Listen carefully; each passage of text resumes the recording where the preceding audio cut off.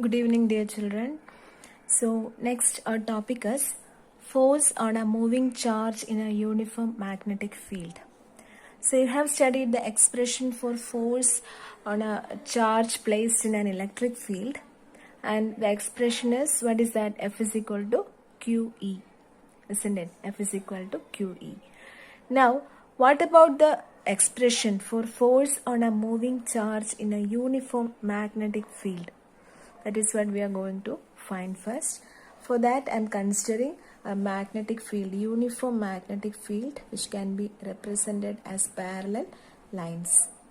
Okay, parallel lines from north to south. This is the uniform magnetic field. Now there is a charge, okay, moving with a velocity v like this. Clear for you? V is the velocity. Now here, since it is at a particular angle theta, it can be resolved into two components. Which are the components? Yes, first one is V cos theta and this is V sin theta. The component attached to the angle is V cos theta and the other one is V sin theta. So, this moving charge experience a force when it is placed in a uniform field, isn't it? And because of that, this force actually depends on three factors. Which are the factors? First of all, the force is directly proportional to the charge. Okay, if the charge is more, force will also be more. Then F is again proportional to the magnetic field in that particular region.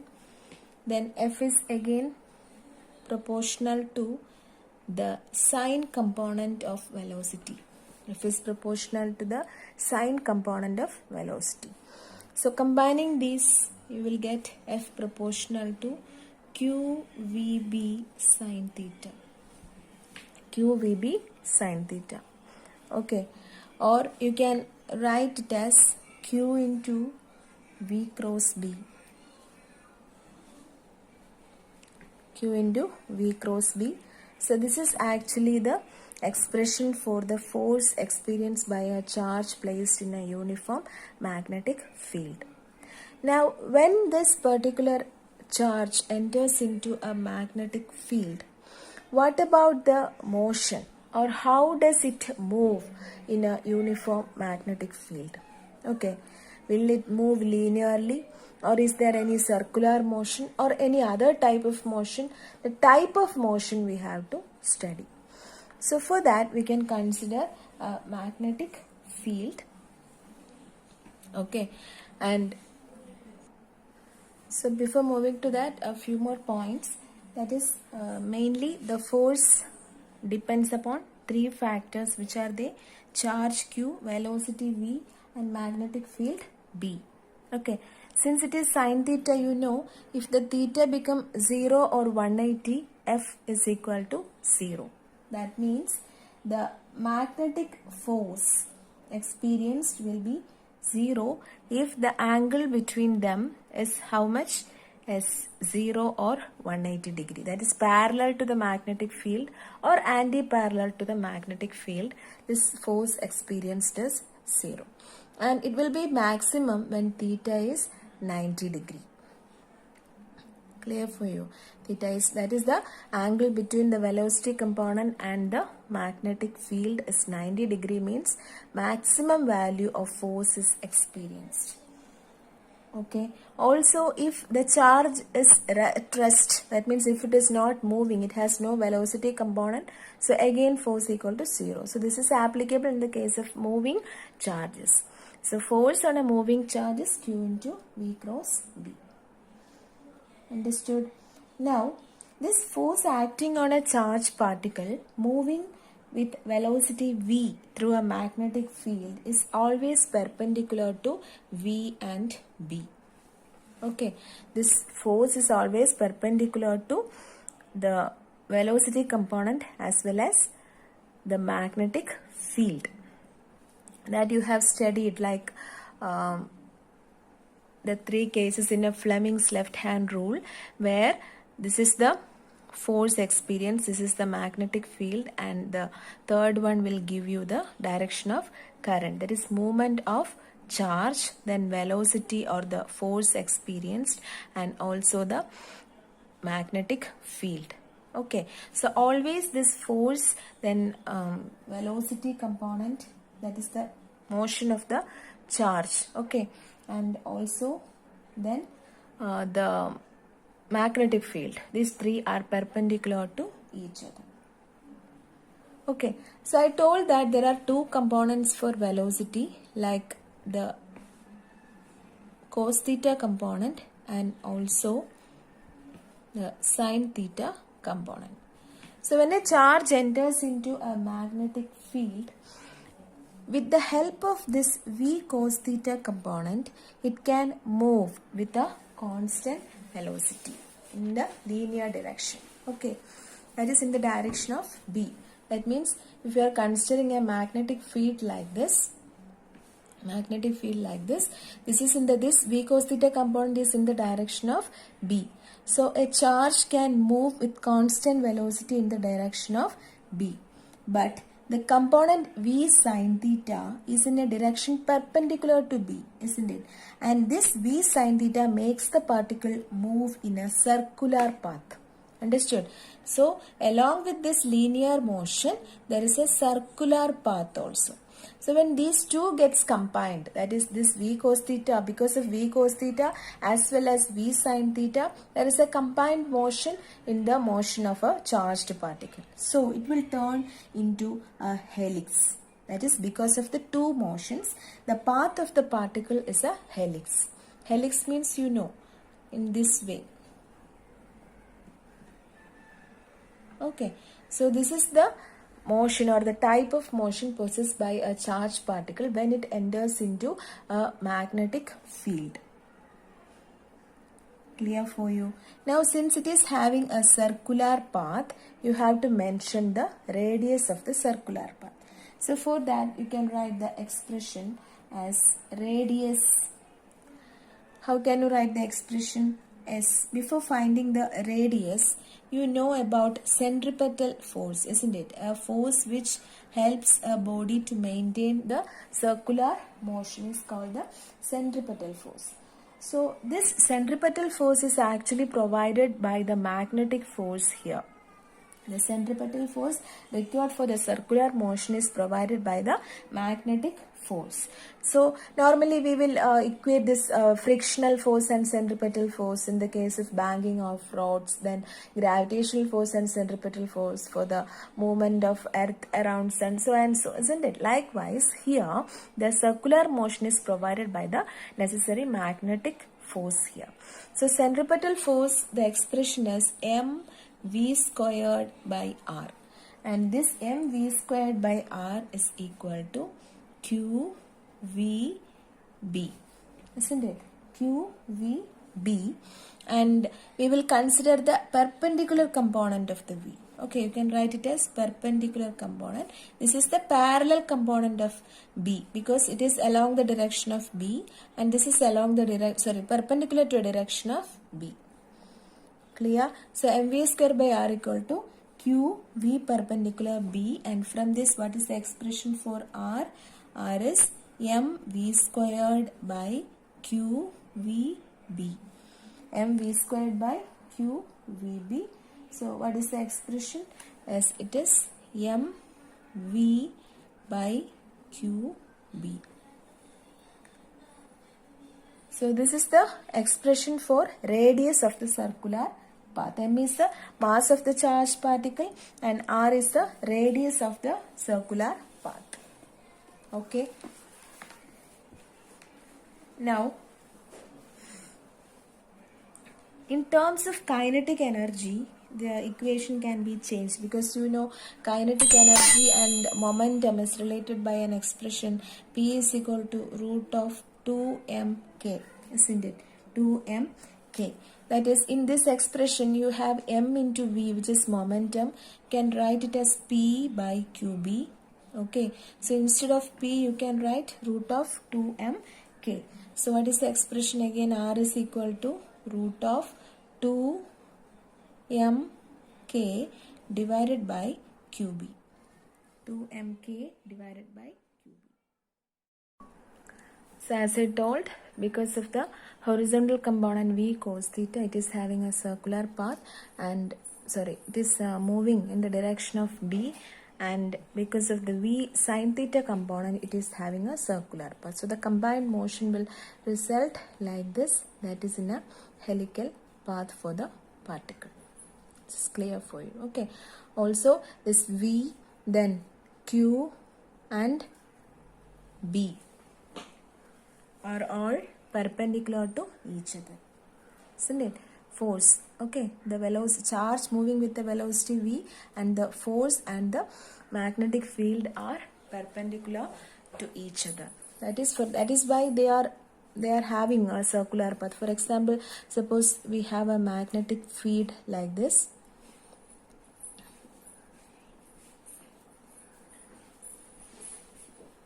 Okay, which shows that the magnetic field is into the plane of the paper. In this way, if you are marking, means magnetic field is like this. Okay, suppose here a particle entered here with a velocity v. Okay, the charge of the particle is q. So now you can see that here the magnetic field is like this, and the velocity or the movement of charge is in this direction. So what about the force acting? Yes, it will be like this. Okay, again it is moving with a velocity v in this direction. So when it moved and when it reached at this particular point, its velocity will be like this.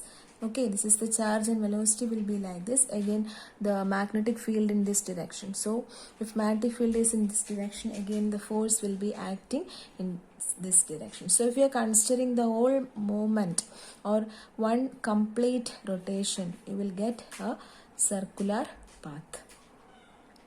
Understood? So this is how it is getting a circular path. And here, since it is completing one complete rotation, what about the time period? The time period is given by the expression t is equal to 2 pi r by v. So 2 pi r is the circumference of the total distance by velocity. That is the time period. So here you have the expression for radius, which is 2 pi by v into mv by qb. So we get cancelled, and it is 2 pi m by qb. This is the expression for time period. Okay, now angular frequency also you can mention here, since it is having a circular path. So angular frequency is given by omega is equal to 2 pi by t, which is 2 pi by 2 pi m by qb. Okay, so 2 pi get cancelled and this will go up, so that your expression will change to qb by m. So this is the angular frequency. Okay, so there is a relation between angular frequency and linear frequency, which is given by omega equal to 2 pi f. Okay, so if you want to find f, how will you write? Yes, f is equal to qb by 2 pi m. qb by 2 pi m. Now you can see that it is actually the reciprocal of the time period. So you have studied that f is equal to 1 by t. In such a way also you can write the expression for frequency, which is qb by 2 pi m. Okay, these all are needed for numericals, so it's very easy, only keep it in mind. Understood? And angular speed you can calculate. How? Yes, omega is equal to v by r. You have studied v is equal to r omega, where v is the linear velocity, omega is the angular velocity. So omega equal to v by r, or you can write omega is equal to qb by m. How? Because r, what is the expression? mv by qb. Substituting, you will get qb by m. So this is the expression for angular velocity. Okay. So we told that the charged particle is moving in a helical path, and for helical path the distance moved along the magnetic field in one rotation. Okay, for a helical path the distance moved by the particle in one rotation is called pitch. Okay, pitch. So pitch is equal to V into T. Here you will consider V parallel. Okay, V parallel into the time period, that is P is equal to, you can write it as 2 pi m V parallel divided by QB. 2 pi m V parallel divided by QB. Clear for you?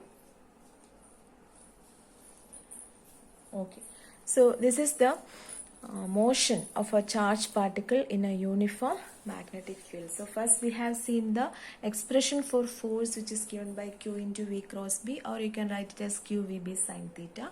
Then how does the particle move? How does the charged particle move in a magnetic field? Because as it is entering in a particular direction with the velocity V is resolved into two components like V cos theta and V sin theta, and the V cos theta component will be taking the charged particle in the direction of the magnetic field itself, which is in the linear motion, and V sin theta component will make it to move in circular path. So the combined motion of V cos theta and V sin theta will result in the helical motion of the charged particle. Now we have derived expressions for time period, then angular velocity, angular frequency. Okay, so and so finally we move to the pitch. Pitch means the distance moved along the magnetic field in one rotation. Clear for you? Now, if there is a combination of uniform magnetic and electric field together, that is both electric and magnetic field together, the charge will experience the force due to two fields, isn't it? Because of electric field as well as magnetic field. So there is a small change in the expression. Individually, you know, the force experienced by a charge in electric field is given as QE, and the other one, magnetic field, is QVB sin theta. So if there are both fields present in a particular space, how will the force experienced by the moving charge, or how can you write the expression for the force experienced by a moving charge? Okay. So as I told, the charge entering into an electric field will experience a force given by F is equal to QE, and the force experienced by a charge in a magnetic field is given as QVB sin theta. Okay, this is for magnetic field and this is for electric field. Now listen, this expression, that is QVB sin theta, is known as magnetic Lorentz force. Magnetic Lorentz force. Okay, and here we are going to consider the total force, or the sum of these forces, which give you the net force that can be exerted on a particle due to its electric charge Q. Okay, and the sum is called Lorentz force. Understood? That is, when it enters into an electric and magnetic field, into a plane or a surface having both electric and magnetic field, it will experience two forces, isn't it? So sum of the forces, that is FQE plus this QVB sin theta, QE plus QVB sin theta will give you the net force experienced, or the total force experienced by the charged particle, and that total force is known as Lorentz force. This is magnetic Lorentz force, okay, and this is Lorentz force. So you can take Q common here. So Q into E plus, you can write it as V cross B. Q into E plus V cross B. Okay for you. So this is the expression for Lorentz force. So what is Lorentz force? It is the net amount of force experienced by a charged particle when it enters into a uniform electric and magnetic field together. Okay, and expression is F Lorentz is equal to Q into E plus V cross B. Okay, now next one is another term that you have to study, that is velocity selector. Velocity selector. That is, net force we have seen now, that is a net force experienced by a charge in magnetic and electric field is given as F is equal to Q into E plus V cross B. You understood that? Suppose you consider that this electric and magnetic fields are perpendicular to each other. Okay, electric and magnetic field are perpendicular to each other and also perpendicular to velocity of the particle. Okay, that is, suppose this is the electric field, this is the magnetic field, and these two are again perpendicular to the velocity of the particle. This is x-axis. Okay, x, y and z. Clear? Mutually perpendicular. You assume like this. Now here, in terms of its unit vectors, you can mention the direction. That is, E vector can be represented as E into which direction? As y-axis. So the unit vector is j cap. Then B is which direction? K. So B into k vector. Then again velocity v, you can put vector. Okay, v will give you v into I cap. Okay, this is to mention the direction of these three quantities, that is electric field, magnetic field and the velocity of the particle. Okay, now substitute this value in our expression, that is Lorentz force expression. You can write this as F is equal to, the total force F is equal to, you have the expression like this, Q into E plus V cross B. Okay, so here you will write Q into E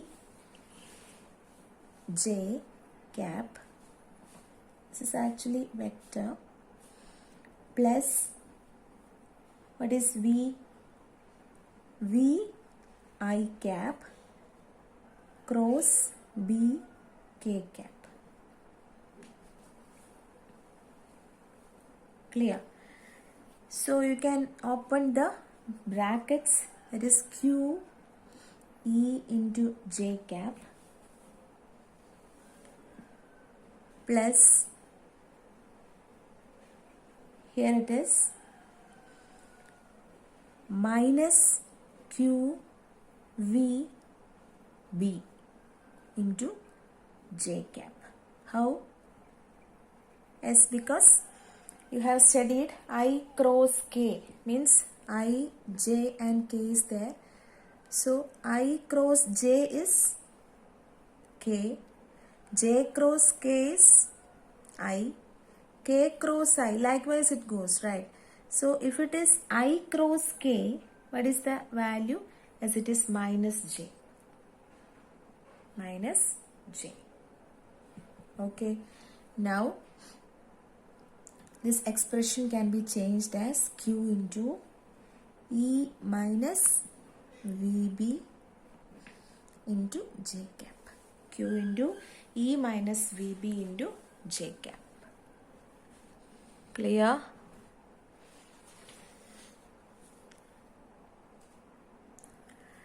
So from this expression, it is clear that the electric and magnetic forces are in opposite directions. Like ഇപ്പോൾ നമ്മൾ diagram ഒന്ന് വരയ്ക്കുകയാണെങ്കിൽ it will be like this.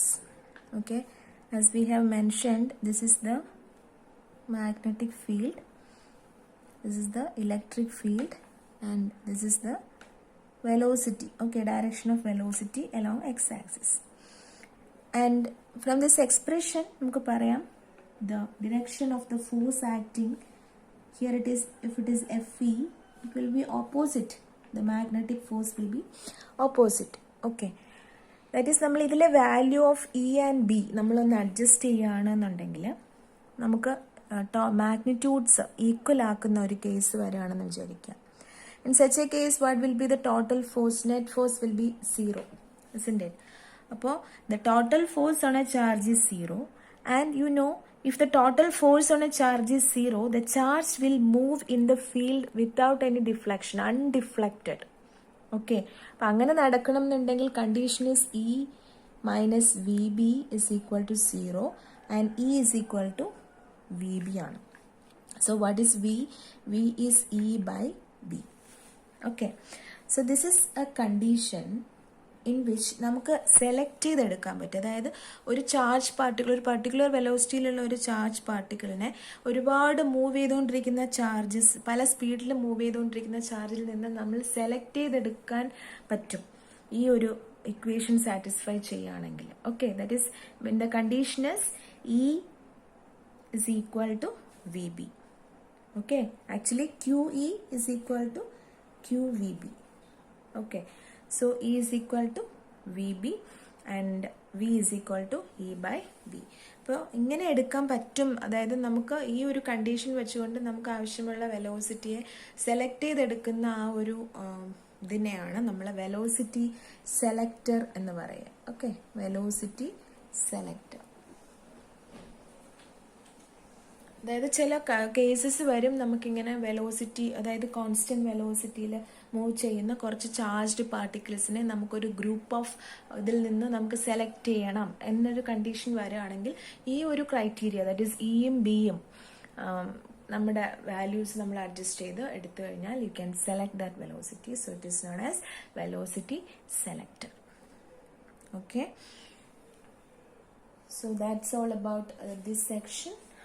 And we can meet in the next class. So thank you so much.